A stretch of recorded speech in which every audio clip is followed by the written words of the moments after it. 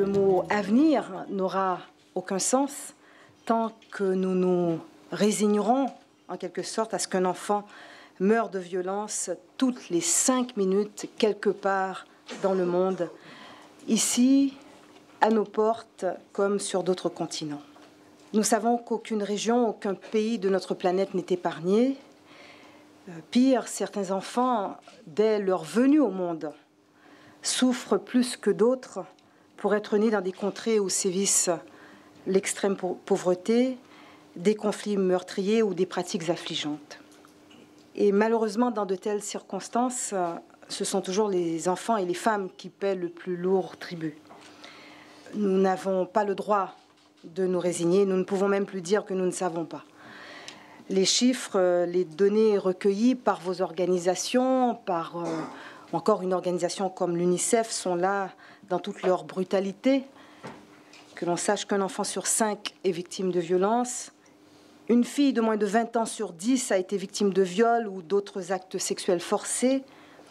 Un peu plus d'un élève sur 3 âgé de 13 à 15 ans est régulièrement victime d'actes d'intimidation ou de harcèlement à l'école. Et que dire, bien sûr, de tous ces enfants que l'on oblige à travailler dans des conditions inhumaines, de ces enfants soldats enrôlés dans des conflits armés, de ces enfants, de ces jeunes embrigadés par les mouvements radicalisés ou terroristes, ou tous ces enfants victimes de traite et de prostitution infantile.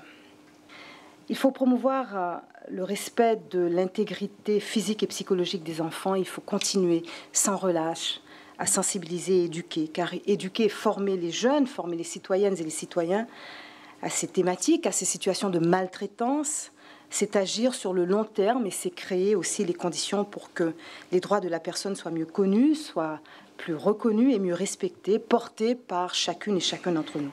La francophonie, enfin, est au cœur de ces missions lorsqu'elle forme aussi les professionnels intervenant auprès des enfants.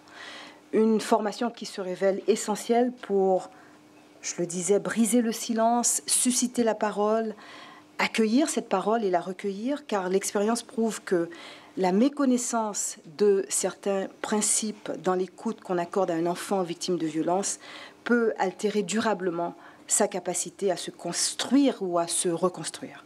Nous avons donc voulu, ici à l'OIF, franchir une étape supplémentaire en publiant ce guide. Ce guide qui se veut avant tout un outil, qui se veut un instrument de diffusion des bonnes pratiques. Il a l'avantage de réunir l'expérience d'acteurs différents mais complémentaires et de prendre en compte la diversité des situations existantes dans l'espace francophone. Et il permettra, du moins nous l'espérons, aux professionnels de disposer d'informations fiables et adaptées, nécessaires à la protection effective de l'enfant.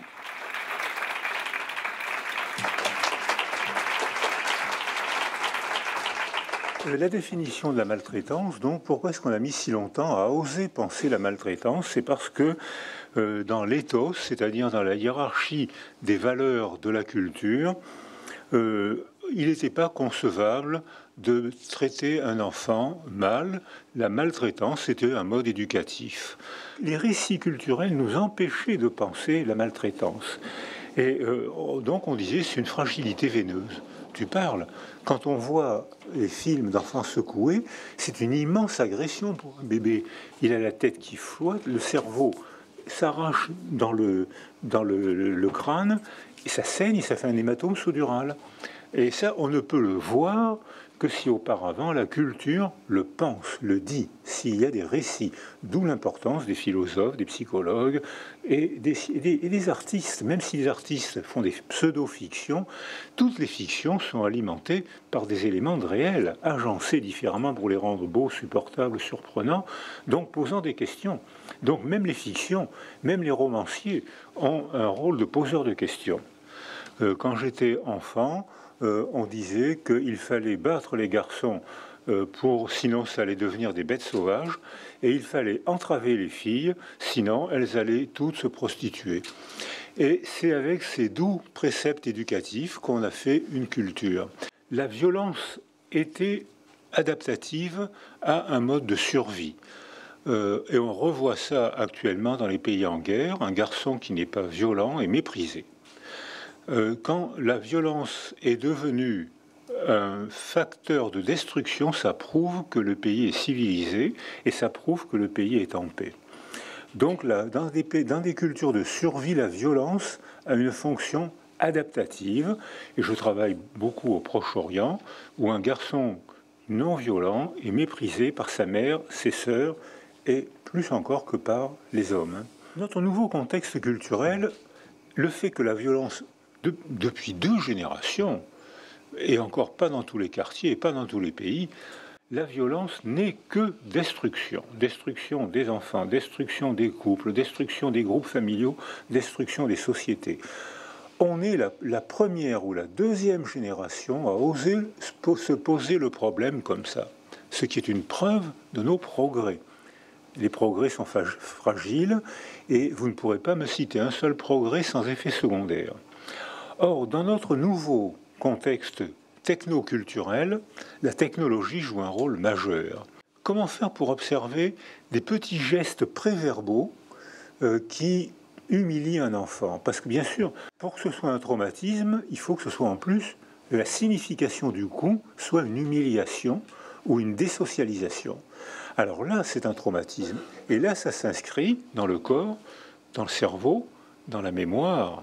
Et là, ça me donne de moi, traumatisé, humilié, violé, battu, et abandonné, ça me donne de moi l'image que je suis un homme moins. Je suis moins que vous qui avez des familles, moins que vous qui avez des parents, moins que vous qui habitez dans une vraie culture. Je suis un homme moins. Et mes comportements et l'idée que je me fais de moi va répondre à cette représentation que j'ai de moi. Mais cette représentation que j'ai de moi, elle est faite par mon milieu. Et la conséquence de toute cette cascade de déterminisme, c'est qu'un enfant qui est placé en situation d'appauvrissement sensoriel, dans une niche sensorielle appauvrie par le malheur de la mère, la brutalité du père, l'abandon du père, la guerre, la précarité sociale, etc., les causes hétérogènes, toutes les neuroimageries montrent que ces enfants-là ont une atrophie des 2 lobes préfrontaux et des circuits limbiques. On a des moyens d'action, notamment par des décisions éducatives. Précocement, avant la parole, sécurité, stabilité du couple, quand c'est possible, stabilité de la mère d'abord, dans son couple, dans sa famille, au moins les premières années. On voit qu'à ce moment-là, l'enfant acquiert la confiance en lui, et puis ensuite, il tentera son aventure comme tout le monde. Les tests comportementaux montrent qu'à 12 mois, 2 enfants sur 3 doivent avoir acquis un attachement sécure. On a gardé l'anglicisme parce que sécure, c'est pas sécurisé, c'est pas pareil du tout. Sécurisé, j'ai besoin que ma figure d'attachement soit près de moi pour être sécurisée. Si elle n'est pas là, je panique. Sécure, si ma figure d'attachement est partie, elle est là dans ma mémoire, elle est là dans mon cœur, dans le style affectif qu'elle a imprégné en moi, je reste sécure même si elle n'est pas là. On a fait des études sur quand les 2 parents sont maltraitants, ce qui arrive souvent. Quand les 2 parents sont maltraitants, 90% des enfants ont acquis un attachement évitant ou un attachement désorganisé. Ils sont malheureux, ils ne savent pas exprimer leur malheur, ils ont peur de tout le monde, ils ont peur d'eux, ils s'auto-agressent, ils n'ont pas appris à s'affectiver et à se socialiser. 2 parents maltraitants, 90% d'enfants désorganisés ou évitants. C'est pas 100%. Il y en a déjà 10% qui, dans ce contexte-là, miraculeusement apprennent à aimer alors qu'ils sont maltraités tous les jours. Quand un parent est maltraitant et que l'autre sert de tuteur de résilience, ça fait des populations d'enfants maltraités à 60% d'attachement évitant. Parce que l'autre parent a servi de tuteur de résilience et il a pu servir de base de sécurité à l'enfant, alors qu'un parent était maltraitant, l'autre parent a quand même pu un peu sécuriser l'enfant. Quand les 2 parents sont adorables, il y a quand même 30% d'enfants qui ont du mal à démarrer dans la vie et qui ont un attachement insécure, alors qu'ils ont tout autour d'eux. C'est pas perdu, mais Donc il y a des méthodes éducatives, on a des méthodes d'observation scientifiques, cliniques, biologiques, et maintenant la neuroimagerie ajoute, qui permet de comprendre pourquoi ces enfants démarrent mal et pourquoi c'est résiliable. Et ce qu'il faut faire pour que ce soit résiliable. L'affectivité est en première ligne. Et par affectivité, je veux dire parler, la parole a une fonction affective, bien plus qu'informative. Parler, toucher, gronder, comme je l'ai dit tout à l'heure. Gronder, c'est une structure affective. Tu ne peux pas tout te permettre. On commence à comprendre que le mot maltraitance désigne quelque chose dans le réel. Maintenant qu'on a des techniques, des philosophes, des psychologues et des neurologues et des sociologues pour faire des populations qui montrent que l'objet, le mot maltraitance, désigne un objet. C'est-à-dire, cet objet, maintenant, on peut le décrire, on peut voir les dégâts que ça provoque, des dégâts cérébraux, biologiques, émotionnels, affectifs, relationnels, sociaux. On peut les mesurer, les chiffrer scientifiquement. Et on peut les résilier si les décisions politiques, éducatives et artistiques mettent en place des lieux de parole pour que l'enfant maltraité soit aidé à prendre un nouveau développement. Alors je vais terminer en disant juste qu'on a les moyens de développer les facteurs de résilience. On a besoin de se rencontrer avec des techniques différentes, des disciplines différentes, des cultures différentes pour penser l'objet maltraitance, le combattre et bien sûr être de plus en plus heureux. Comment est-ce qu'on peut aborder cette question avec des cultures où le châtiment corporel est vraiment encore très ancré comme étant un mode éducatif utilisé et développé, et même parfois il y a de la législation qui permet, qui autorise et qui favorise le châtiment corporel. Est-ce que vous avez des suggestions ou des réflexions à cet égard-là? Je pense que dans le monde entier, les fessées, les claques, la maltraitance physique n'est pas éducative, on le sait bien. On sait même maintenant que ça provoque des dégâts cérébraux, des dégâts émotionnels, et que c'est beaucoup plus grave que ce qu'on croyait. Donc il faut des explications, il faut montrer des neuroimageries, il faut montrer des populations d'enfants fessés qui se développent pas mieux que les autres. Et à ce moment-là, la courbe de fessée est en train de descendre. Plus on expliquera avec des films, avec des travaux scientifiques, avec des neuroimageries, plus on expliquera à quel point ça abîme un enfant que de le fesser ou de lui donner des claques, plus on diminuera la fessée. Comment vous expliquez les blocages qu'il y a dans nos sociétés, qui donnent des leçons aux autres par ailleurs, à aborder la question autorité et violence? Je pense que lorsqu'on frappe un enfant ou lorsqu'on frappe quelqu'un, c'est un échec relationnel. C'est-à-dire que si on aboutit à ça, c'est que tout a échoué auparavant. Donc c'est un aveu de faiblesse. Je pense donc que si on veut renforcer l'autorité, on va diminuer l'autoritarisme. Donc le seul moyen de renforcer l'autorité, c'est d'expliquer la fonction éducative pour les pères, pour les mères, pour les pères, pour la famille et pour la société.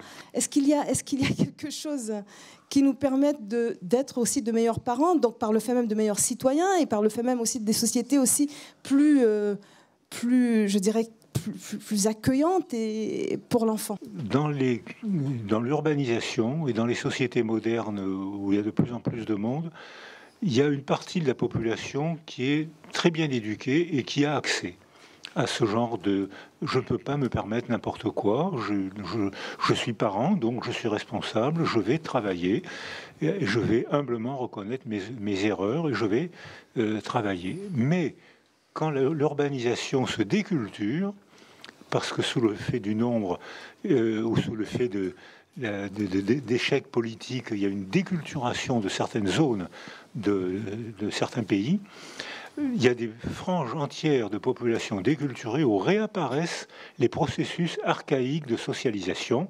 c'est-à-dire la violence. Je pense que, comme au début de mon exposé, je disais, le fait qu'on n'accepte plus la violence est une preuve de nos progrès. Mais tout le monde ne participe pas à nos progrès.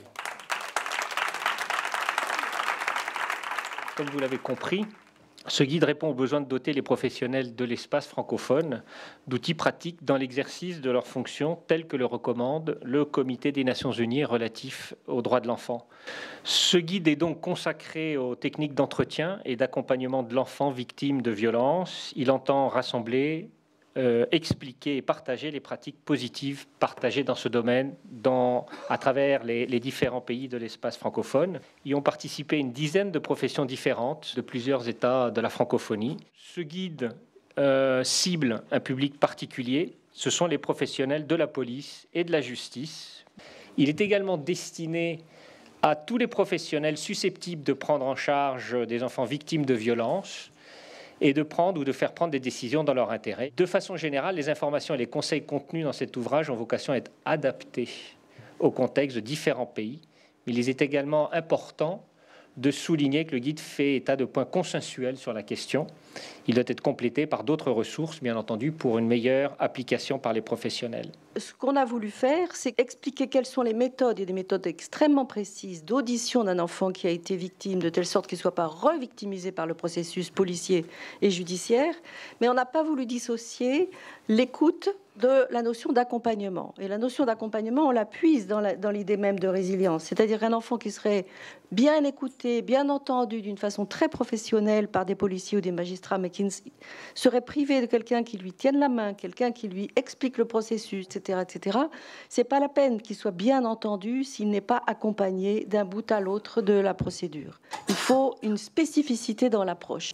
Alors maintenant, j'aimerais bien que chacun d'entre vous nous disiez, je vais commencer par toi, Najat, ce qu'il y a de spécifique dans l'audition d'un enfant victime d'un traumatisme. C'est réellement de permettre à l'enfant d'exprimer son vécu, de lui donner la parole et sans jugement de valeur, sans jugement a priori. Et il est très difficile dans certaines sociétés et aussi dans certaines professions, de ne pas partir avec des prérequis. Je vous rappelle que dans des pays, pas que le Maroc, mais dans beaucoup de pays, une fille de 14 ans ou de 13 ans qui est victime d'abus sexuels est considérée comme coupable de par son comportement. Si je devais le résumer, lui dire la réalité, la vérité, ce qu'il y a, ce que je peux lui proposer, ce que je peux faire et les choses que je ne peux pas faire. Pourquoi le guide, pour moi, est important?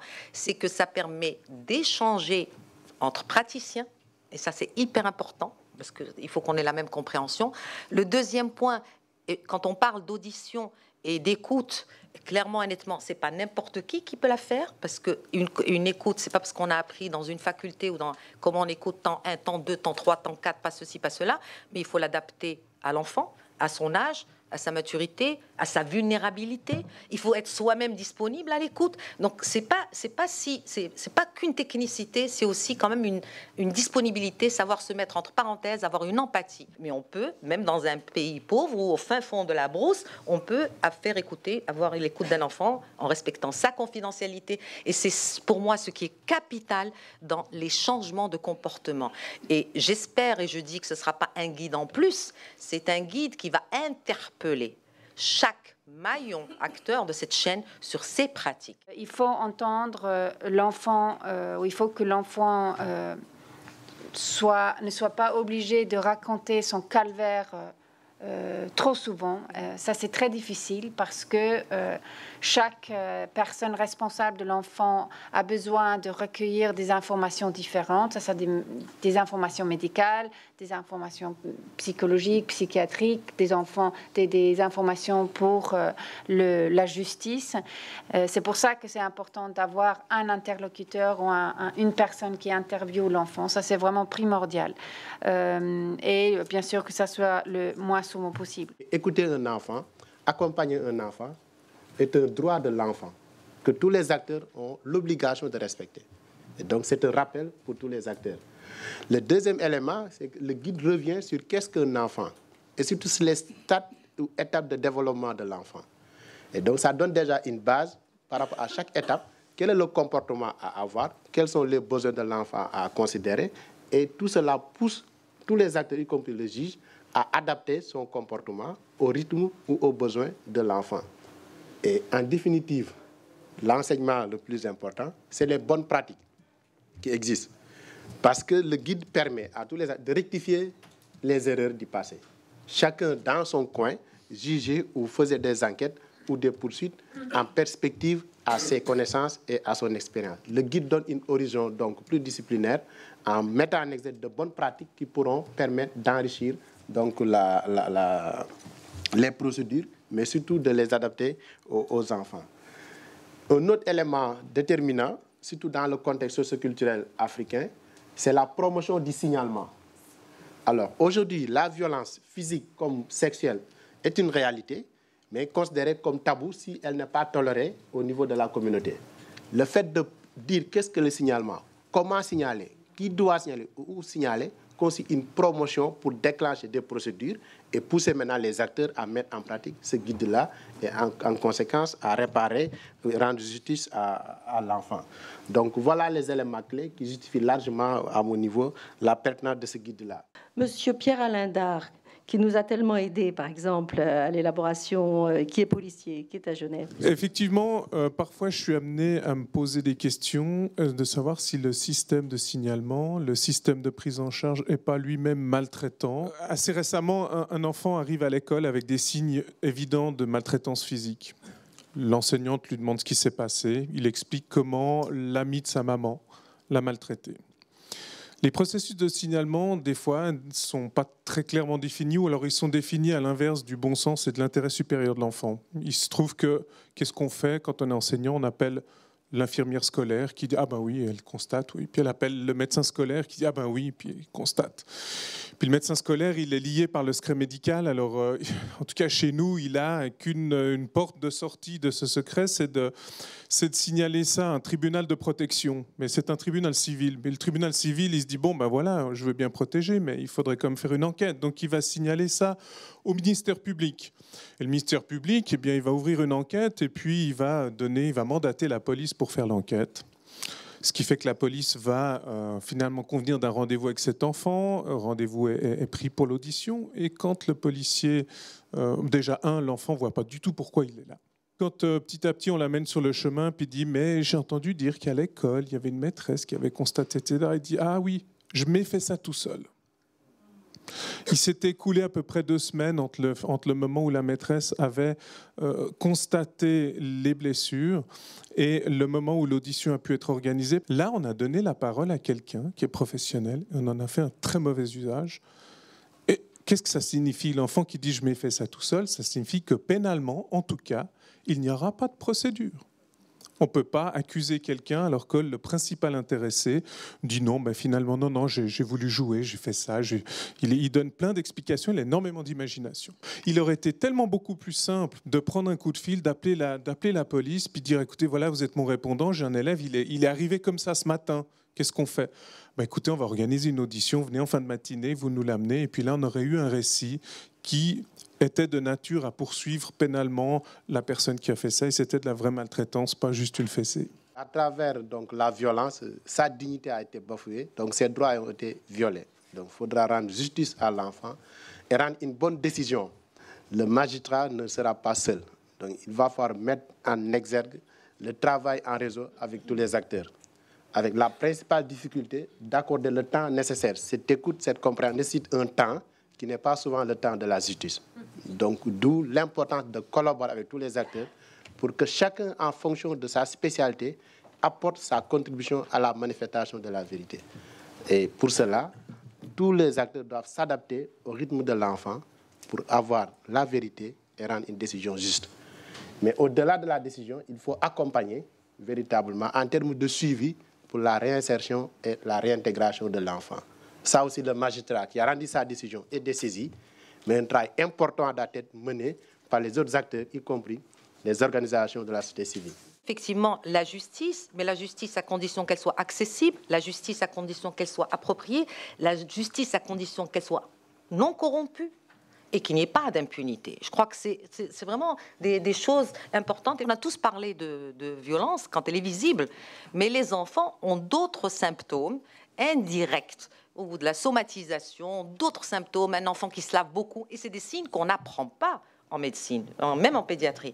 Et c'était hyper important. Je sais que dans mon pays, c'est un cursus qui maintenant a été réellement intégrer sur ce volet-là, et je crois que c'est capital, le rôle médical et paramédical de reconnaître les signes indirects est important.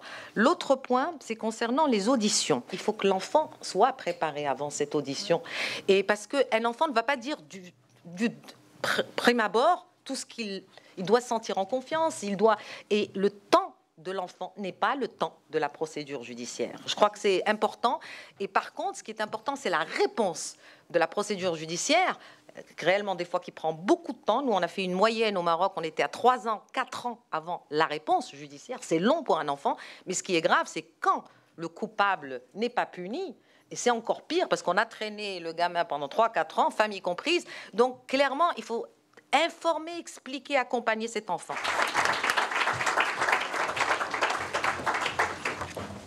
Nous voici maintenant au terme de cette rencontre marquée par de riches échanges, empreints d'un fort engagement qui nous ont encouragés ou qui nous encouragent à poursuivre nos efforts pour un meilleur respect des droits de l'enfant dans tout l'espace francophone. La connaissance du guide et de ses pratiques et méthodes permettra aux États, au gouvernement et aux différents acteurs de se saisir et de nous saisir aussi au titre de la coopération internationale pour les accompagner à mettre en place, par exemple, un module dans la formation initiale et continue des magistrats de l'espace francophone, une sensibilisation auprès des policiers ou des procureurs. Mesdames et messieurs, l'OIF agit en organisation de pensée et pense en organisation d'action.